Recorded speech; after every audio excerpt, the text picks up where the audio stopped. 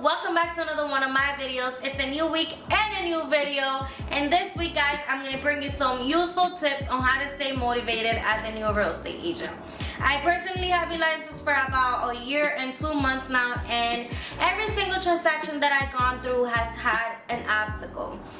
Literally, it's crazy how, like, if it's not an oil tank, it's a buyer who lost their job or a seller who no longer wants to sell their house, and it's always something. I personally think real estate is a very sensitive topic, as this is a large purchase for many people, as people get attached to their home. And for this reason, sometimes, even though it's not something that you're personally going through, but it's you helping somebody else get this house or sell this home, you allow those feelings, I'm gonna say, to get to you. So sometimes you feel unmotivated because you feel like nothing is going right, or you think, well, I'm just wasting my time with this person and stuff like that. So for that reason, guys, today I'm gonna bring you this video with very, very helpful tips that have helped me so far. So the number one tip that I'm gonna give you guys is look for your purpose. This is when you're gonna do some reflection. You're gonna have some reflection time with you and yourself, no one else. And you're going to think about your drive. You're gonna identify your drive. While you're identifying your drive, this is when it's gonna lead to your why. So why are you doing this? Why did you choose this career? Is it money? Is it because you didn't want to work a 9 to 5? Is it because you wanted an open lifestyle? Is it because you wanted to be self-employed? Is it because you didn't actually want to go to college and you were like, well, I want to do this instead? Or is it because you want to help people? So you need to identify your why. The second tip I'm going to give you guys is to maintain a healthy lifestyle. So I know that stress is unavoidable. I know it's going to happen regardless. It might happen because of your career or because of some personal issues or family issues. Sometimes it's not all just your job.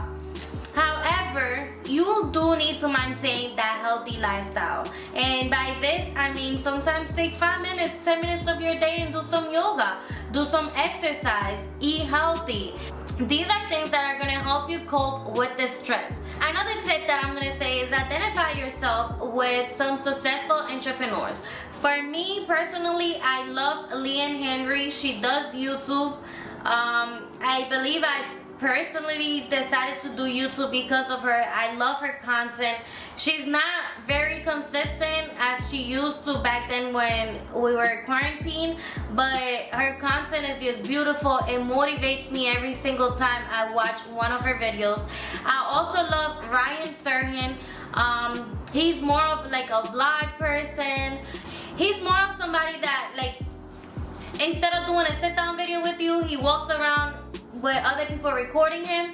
And I love the $1 million homes that he sells. I love his luxury home, and I find motivation by watching those YouTube videos personally. And as you guys saw by my last video, I also read a lot of real estate books, so that's a way of staying motivated as well. Reading about or watching somebody else being successful in real estate doesn't just keep you motivated, but it's also a great way of you avoiding mistakes. So I previously watched one of Leanne Henry's YouTube video where she was talking about I think the title of the video is my deal fell through and now I'm angry, something along those lines. And during that video she talks about how she was representing the seller, however the buyer did some kind of mistakes, and I can't remember off the top of my head. However, I know that the buyer was no longer qualified for this home. And she talked about the importance of you having a chat with your client before actually going through the transaction. So that's one of the reasons why I do my buyers and sellers consultation, and I learned that from Leanne Henry. So I've been watching her since last year. As soon as I got licensed, I started watching her videos. And I went through her website. She offers free buyers and sellers consultation. I was like, wow, I need to start doing this. And so I did. So I will say to you, write down a list of those people that motivate you.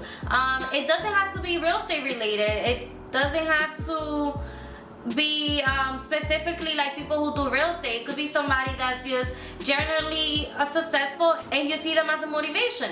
I personally like Tom Ferry on YouTube. I love Leanne Henry and Ryan Serhant. Those are my top 3. Sometimes I watch, I think her name is Leodia.